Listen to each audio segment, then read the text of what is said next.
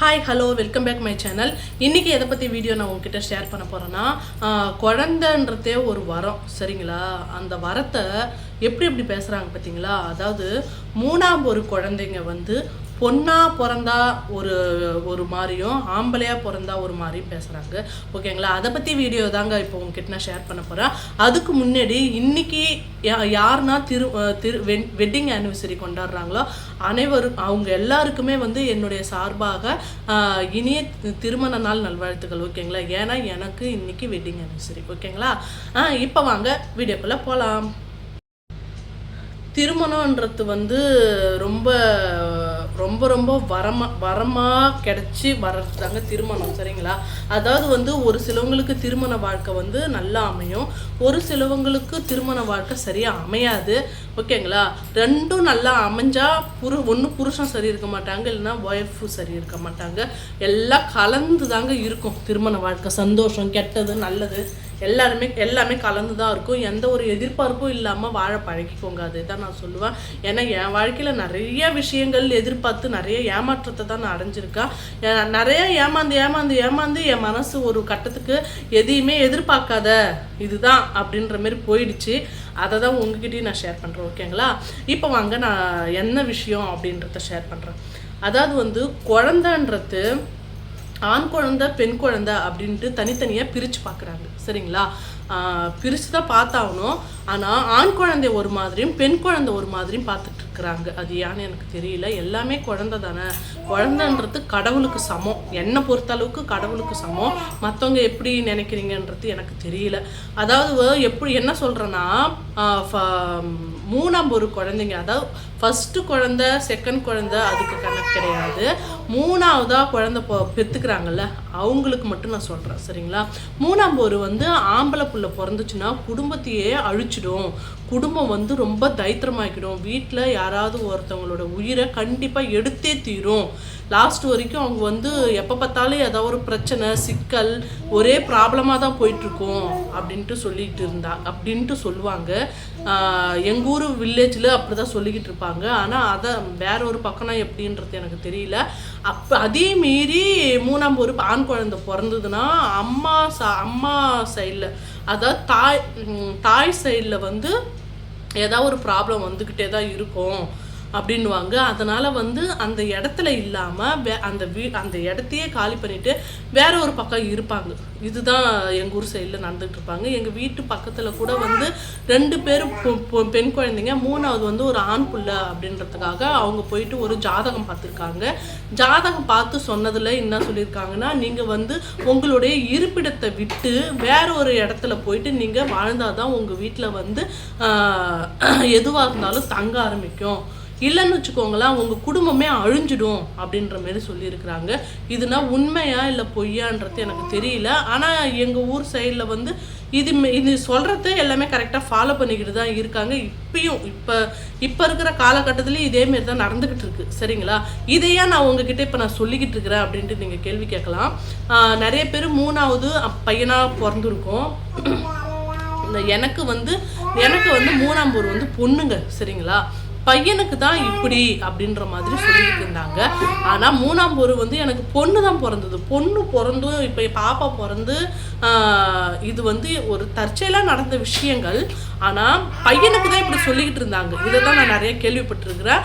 இப்போ இருக்க என்னுடைய வயசு இப்போ வந்து 30 வயசு ஆயிடுச்சு. 30 வயசு வரைக்கும் பையனுக்கு தான் இப்படி சொல்லிக்கிட்டு இருந்தாங்க. இந்த மாதிரி ப்ராப்ளத்தில் ஆப்போசிட்டில் வேலை நடந்துக்கிட்டு இருக்குங்க. அதனால் வந்து இதுக்கு மேலே என்னால் கத்தி பேச முடியல, கொஞ்சம் புரிஞ்சுக்கோங்க. வேலை காலையிலேருந்து நடந்துக்கிட்டு இருக்குது. இன்றைக்கி வீடியோ விட்டாகணும், வேறு வழி கிடையாது. வீடியோ எடுத்து தான் ஆகணும். இந்த வேலையால் வந்து நான் இதுக்கு மேலே எப்படி கத்தி பேசுறதுன்னு தெரியல. கொஞ்சம் அட்ஜஸ்ட் பண்ணி கேட்டுக்கோங்க. இது என்னுடைய ஆதங்கத்தை உங்ககிட்ட நான் ஷேர் பண்ணுறேன், சரிங்களா? இப்போ என் காது பட பேசுகிறாங்க. என்ன பேசுகிறாங்கன்னா, மூணாம் ஒரு பையன் பிறந்தாதான் குடும்பத்தையும் ஆட்டி படைக்கும் அப்படின்ட்டு கேள்விப்பட்டிருக்கிறேன். ஆனால் இவளுக்கு வந்து மூணாம் ஒரு பொண்ணு தானே பிறந்திருக்கு. பொண்ணு பிறந்து எங்கள் வீட்டு சைடில் நான் சொல்கிறேன், எங்கள் வீட்டில் வந்து பாப்பா பிறந்ததுக்கு அப்புறமா எங்கள் மாமியார் இறந்துட்டாங்க. நான் ஃபேமிலி பிளான் பண்ணப்போ அது நான் ஷேர் பண்ணியிருப்பேன். எங்கள் மாமியார் இறந்துட்டாங்க. அடுத்தபடியாக வந்து எங்கள் மாமியார் இறந்து ஒரு 15 நாளில் வந்து என் தம்பிக்கு ஆக்சிடெண்ட் ஆகிடுச்சு. ஆக்சிடெண்ட் தான் சாதாரணமான ஆக்சிடெண்ட் ஆகலை, ரொம்ப வந்து ஹெவியாக, அதாவது ரொம்ப ரொம்ப காலே வந்து பிளேட் வச்சு இது பண்ணுற மாதிரி.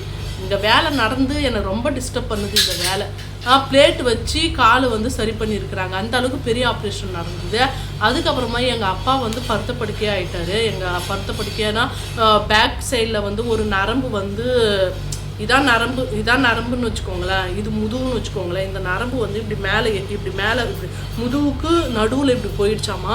இது வெளியில் வந்தால் தான் அவரால் கீழே குனிய முடியும், உட்கார முடியும், எழுந்திருக்க முடியும், நார்மலாக நடக்க முடியும்னு வச்சுக்கோங்களேன். அது உள்ளே இருக்கிறதால வந்து இதுக்கு ஒரு ஆப்ரேஷன் பண்ணமாம்மா. நடுத்தண்டுன்றதால ஆப்ரேஷன் பண்ணுறதுக்கு எங்கள் வீட்டில் யாருமே ஒத்துக்கலை. நீ உக்காந்துக்கிட்டே இருந்தாலும் கொஞ்ச நாள் வரைக்கும் நல்லபடியாக எங்கள் கூட சந்தோஷமாக இருந்தால் போதும் அப்படின்னு சொல்லிக்கிட்டு இருக்கிறாங்க. அதனால எங்கள் அப்பாவுக்கு இப்போ வேலை போயிடுச்சா, இப்போ எங்கள் அம்மாவுக்கும் அடிக்கடி உடம்பு சரியில்லாமல் போய் கிடக்குது. இது எல்லாத்துக்கும் என் காது பட பேசுகிறாங்க. இது எல்லாத்துக்கும் காரணம் வந்து 3ஆம் பொரு என் பொண்ணு பிறந்ததால அப்படின்ட்டு சொல்கிறாங்க. எனக்கு மனசு ரொம்ப ஒரு மாதிரி ஆயிடுச்சு. அதாவது நான் ஒன்று சொல்கிறேன், இது எல்லாமே வந்து தற்செயலாக நடக்கிற விஷயங்கள். தற்செயலாக நடக்கிற விஷயத்தை எதுக்கு இதுக்குள்ளே கொண்டு வரீங்க நான் சொல்கிறேன். குழந்தைன்றது வந்து தெய்வத்துக்கு சமம். தெய்வம் வந்து இவங்களுக்கு இதுதான் பிறக்கும், இவங்களுக்கு இதுதான் பிறக்கும் அப்படின்ட்டு வரப்பிரசாதம் மாதிரி கொடுக்குறத எதுக்கு இதுமாரி இழிவாக பேசுகிறீங்கன்னு தான் நான் கேட்குறேன். எல்லா கஷ்டத்தையும் நாங்கள் தாங்கிக்கிறோம், நாங்கள் எல்லாமே அனுபவிச்சுக்கிறோம், சரிங்களா? ஆனால் ஏன் பிஞ்சு குழந்தை மேலே இவ்வளோ பெரிய இதை தூக்கி போடுறீங்க? இந்த குழந்தை பிறந்ததால் தான் இவ்வளோ பிரச்சனை, இவ்வளோ ப்ராப்ளம் அப்படின்ட்டு ஏன் சொல்கிறீங்கன்னு நான் கேட்குறேன். இது வந்து ஒரு மூட நம்பிக்கை மாதிரி எனக்கு தெரியுது, சரிங்களா? நடந்துருச்சு தான். அது வந்து நம்மளுடைய இந்த இதில் இப்போ நடக்கும் அப்படின்ட்டு கடவுள் வந்து நம்ம தலையில் ஒன்று எழுதுவாங்க. இப்போ வரைக்கும் என் தலையில் கடவுள் ஏன் தலைன்னு கிடையாது. ஐயோப்பா,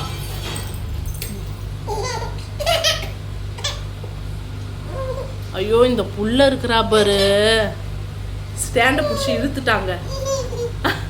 எல்லாம் டிஸ்டர்பன்ஸ், வீடியோவே எடுக்க முடியாது நம்மளாலனா. எதுக்கு புள்ள மேலே வந்து ஒரு பெரிய பாரத்தை போடணும்னு நான் கேட்குறேன். என் தங்கம் அழுகு. இங்கே பாரு என் அழகு தங்கம். ஆம்பளை புள்ளையா பிறந்துருந்ததுன்னு வச்சுக்கோயேன், அவ்வளோதான் என்னை ஒரு வழியாக ஆகிட்டு இருப்பாங்க. பொம்பளை பிள்ளைக்கே இப்படி சொல்லி கிடக்குறாங்க.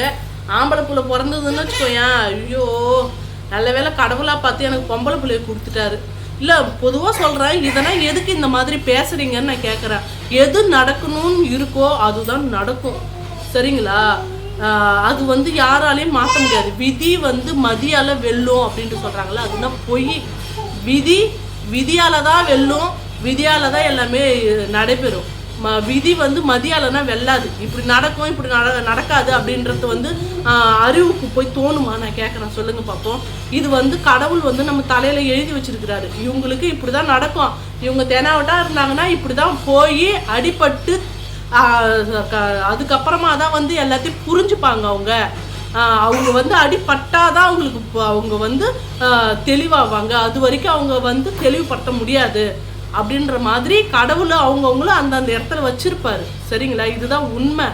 தேவையில்லாமல் பிள்ளைங்க கிட்ட இப்படி சொல்லிக்கிட்டு அப்படி சொல்லிக்கிட்டு தேவையில்லாத வேலைனா பண்ணிக்கிட்டு இருக்கக்கூடாது, சரிங்களா? அவங்களுக்கு என்னமோ அதுதான். பிள்ளைங்களை இதுக்கப்புறம் ஏதாவது யாராவது சொல்கிறத நான் பார்த்தேன், அந்த இடத்துல நான் உண்டுலன்னு ஆகிடுவேன், சொல்லிட்டேன். எதுவாக இருந்தாலும் நமக்குள்ளே முடிஞ்சிடணும் பேச்சுவார்த்தைகள். காது மறைமுகமாக பேசுறது, நடந்து போகிறப்ப பேசுறது, மூஞ்சிக்கு நேரம் பேசுங்க. செவ்வில் பல்லாருன்னு ஒன்று விடுவேன் நான். சும்மா பிள்ளைங்கிட்ட எதுவும் சொல்லக்கூடாது.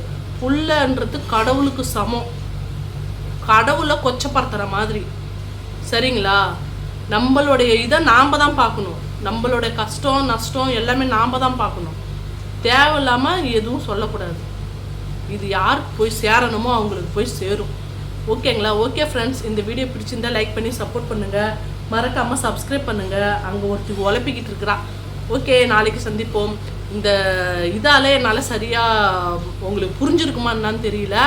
நான் சொல்ல வந்த கருத்து உங்களுக்கு புரிஞ்சுதா என்னான்னு தெரியல. புரிஞ்சுக்கிறவங்க புரிஞ்சுக்கோங்க, ஓகேங்களா? பாய்.